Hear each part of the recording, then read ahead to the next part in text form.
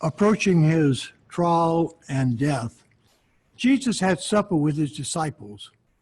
It was a Passover meal and a joyous time. There was probably some laughing and talking and telling stories of the many things that they had seen in the 3 years that they had been traveling with Jesus.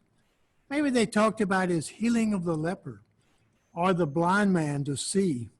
Or maybe they talked about the man that was let down through the hole in the ceiling of the roof when Jesus was preaching.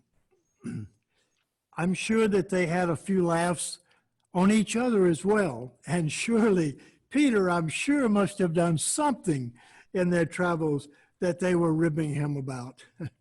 But there may have also been some underlying tension in the room because the disciples' feet were still dirty as they began to have dinner. What do you mean they were still dirty? You see, wearing open sandals and traveling on dirt roads and dusty roads, your guests would arrive at your home with dirty feet. And so it was the custom that in those days, at any time a guest arrived at your home, that one of your servants would take a basin and would wash the dirt off of the feet and then wipe them dry. Now, Scripture indicates that only Jesus and the disciples were present that night in the upper room, so there was no servant to wash their feet.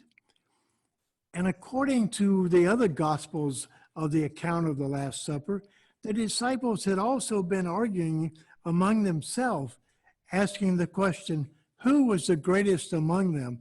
And they were probably joshing a little bit for position, thinking that Jesus was about ready to announce his kingdom on earth, and which one would get to sit at his right hand and which at his left.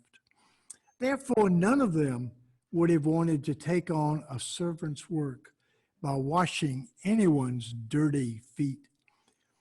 That might have shown weakness or a lack of being able to be in charge or to be the leader that they were all wanting to be. So the room must have gotten very silent and disbelief as Jesus stood up, removed his robe, and put a towel around his waist. And then he took up a basin of water and began to wash the disciples' feet, an act usually performed by the very lowest ranking of the servants. What is Jesus doing? The disciples must have thought.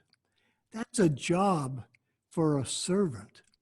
Peter tried to object, but Jesus made it clear that Peter must accept his foot washing, and Jesus told him that he would understand very soon. When Jesus finished washing all the disciples' feet and sat down at the table again, every eye must have been focused on him as they waited for an explanation of this bizarre behavior. But Jesus sat there a moment, and then he calmly said, "Do you know what I have done for you? You call me teacher and Lord, and you're right, for that is who I am. So if I am your Lord and teacher, and I have stooped with a basin and water to wash your feet, shouldn't you be willing to wash each other's feet?" Jesus, with a basin of water that night, demonstrated to his disciples and to the entire world servanthood. And he called his disciples to do the same as he did. And he called you and I to follow his examples as well. Jesus gave a gift to his disciples and to the world that night, the gift of service.